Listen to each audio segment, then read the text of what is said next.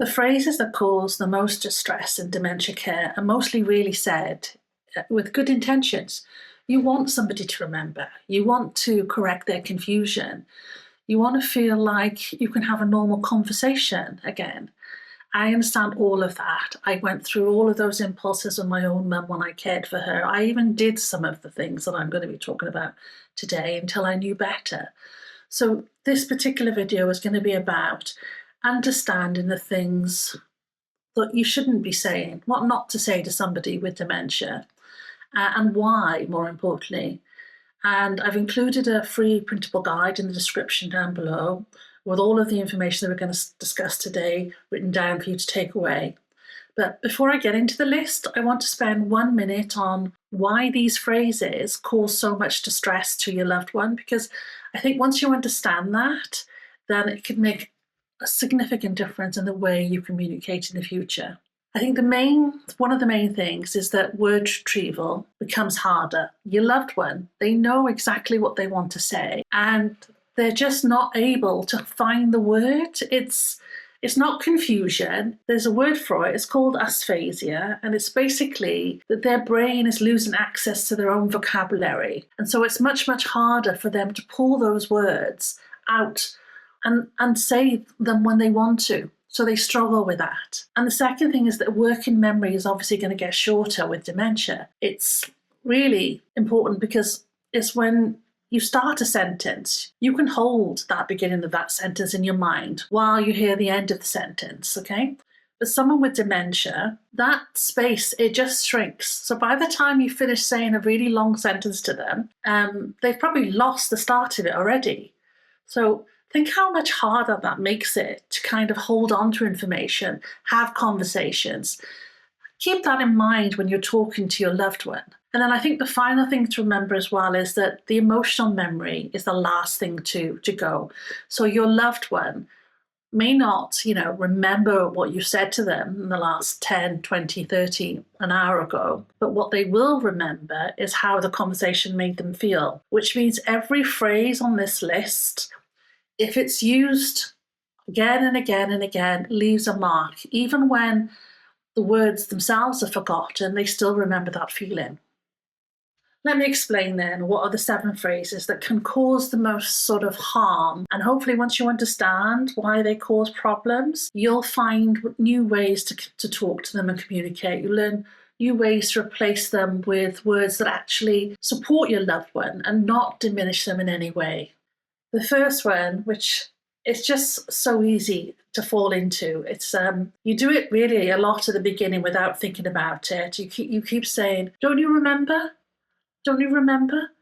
And any version of this is asking your loved one's brain to do the exact thing that it can't. Of course it can't remember. Why would I be saying this again to you if I could remember the conversation that I've just had with you? Why would I have to say to you, "What did you say?" And then you come back to it, "Don't you remember?"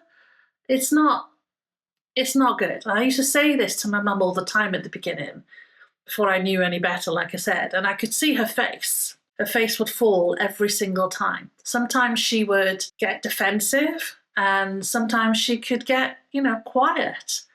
And you probably don't even realize how often you repeat it. So it goes on and on until you stop and you hear what you're saying. All it does is cause confusion and it causes distress. It's part of the vocabulary that you need to forget. Just think about it realistically. Don't you remember to somebody with dementia? I'm always surprised by it, but I know I've done it, so I know other people do it. The second one, "I already told you so. I already told you that." And again, it's that repetition, your loved one coming back to you, asking you the same question or repeating something they've already said to you. It can be a little bit annoying, let's be realistic, it can be, and it can be frustrating, but it's a symptom of the disease. And it's not stubbornness or something like that, with your loved one. It's not their choice to do this, to repeat things to you. So your loved one is not testing your patience on purpose. That's what I want to get across, because some people feel that they're doing this on purpose and they're not. They're saying "I told you" makes someone feel, mistrusted and confused and less likely really to start talking to you. And what have you really achieved by saying, I've already told you. And then sometimes, because if you're frustrated as well, you might snap that out. And so the whole tone changes.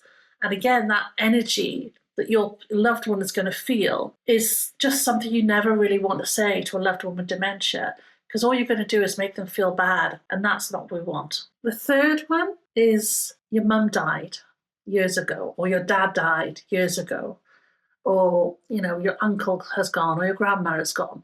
When someone tells someone with dementia, talks about a person who has passed away as if they're still here, as if they're still around the corner, if you correct them with the facts, it doesn't bring them into your reality. It just causes them grief, fresh, real grief. And if they're hearing the news, like for the first time, every time you do that, they're going through another round of grief. And that's just horrendous when you think about it. I would find another way. I do find another way around it. I used to talk to my mum as if her loved ones were still around. I don't want to cause anyone any more distress, and I'm sure that you don't either. So embrace their reality. Talk to them in the same way as they're talking to you. Don't correct them. Just say, yeah. Make up some other sentence. Yeah, Dad always gone to the shop to get some food for dinner tonight. Something like that. You don't have to say he died 10 years ago.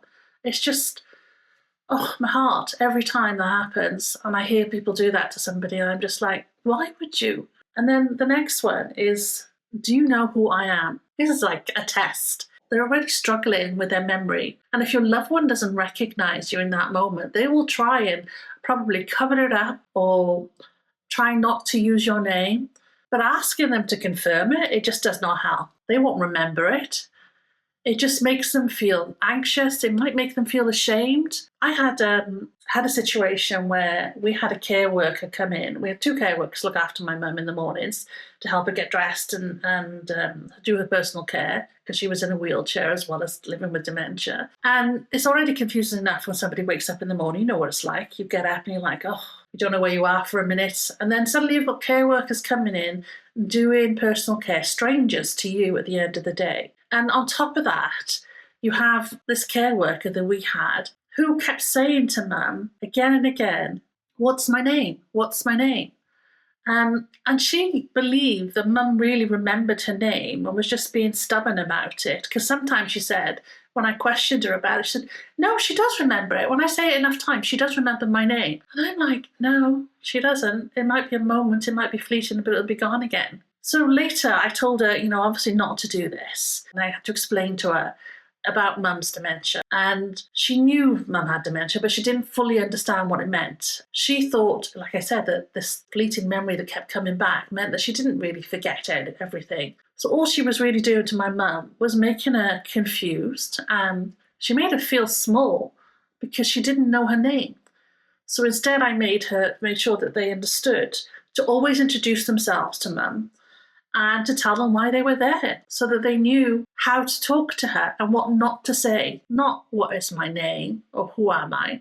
Just introduce yourself naturally. Instead of saying who am I, you could just say, hi, Mum, it's Kat, or use their name, because sometimes if you use the word Mum, that could startle them because they may not remember that they're a parent.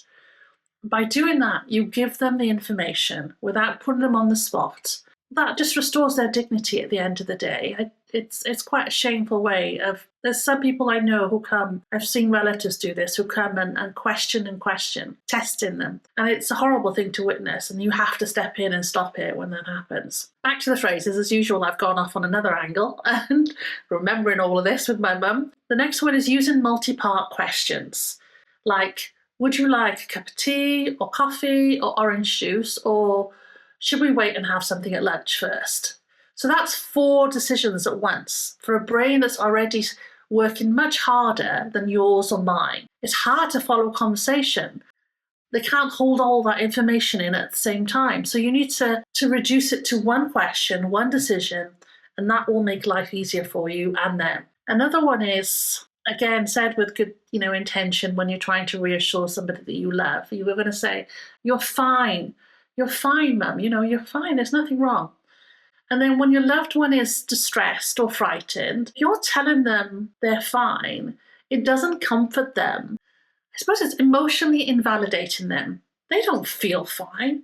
Saying it just tells them that their feelings may be wrong. Why would they say that I'm fine when I don't feel fine at all? Instead, acknowledge the feeling first. You seem worried. Show empathy. Show understanding. It's much more helpful, really, than just saying you're fine. Another one is, it's a bugbear of mine. I've mentioned it several times in videos that I've done before, but the whole third person, talking to somebody in the third person. Does she?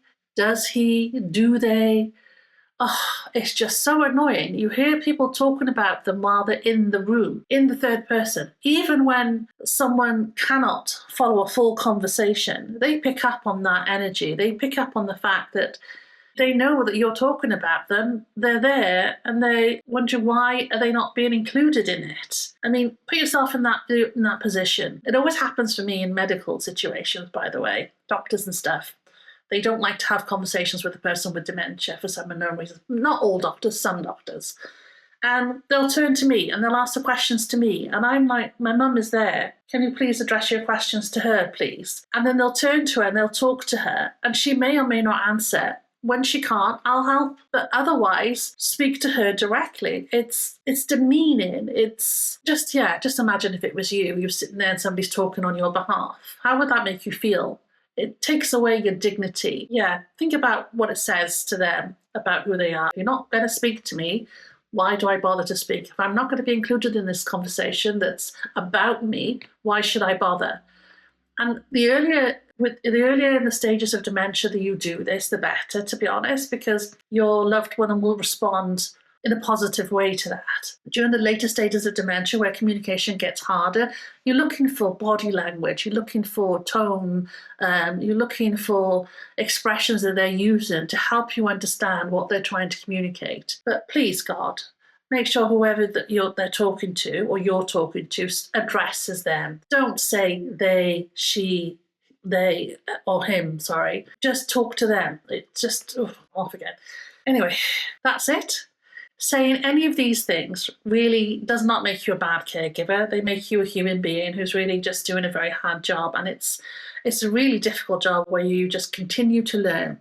I still remember catching myself saying these things at times with my own mum, especially when you're tired or you're stressed or you've had, lack of sleep. It's because we're not perfect humans. And if you're a dementia caregiver, you're more likely to be exposed to more stress and difficult days than the average person.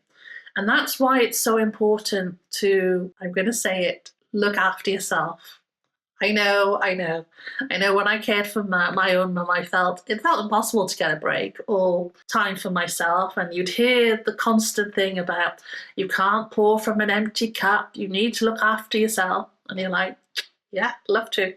Who's going to take care of my mum when I do that? Or who's going to make sure that she gets all the right medications and taken care of in the way that only I could probably do? And it's a really hard mindset to get out of. And it took me a long time. It took me until I basically suffered from caregiver burnout before I fully changed things to avoid that happening again. And it's hard to imagine now when I look back at how I did what I did. Thank God I built up a tool set in the end. Things like that I'm sharing with you today. How to use the right phrases to get positive responses from your loved one and not diminish them in any way. The thing that helped me the most was having somebody to say instead. So rather than just cutting out these phrases, I replace them. That's exactly what I'm going to be talking about in my next video. And I've linked it above, and it covers 7 techniques that can help you talk to someone with dementia. So if you found this useful, like the video and subscribe. If you're new here, I'm Kat. I cared for my mum with Alzheimer's for over 13 years, and I talk from my lived experience. Drop me a comment below. And share the phrase you find hardest to avoid. I will read it and respond. I read every comment. So I hope to see you in the next one. But if not, watch that video up there and I'll see you next week. Thanks. Bye.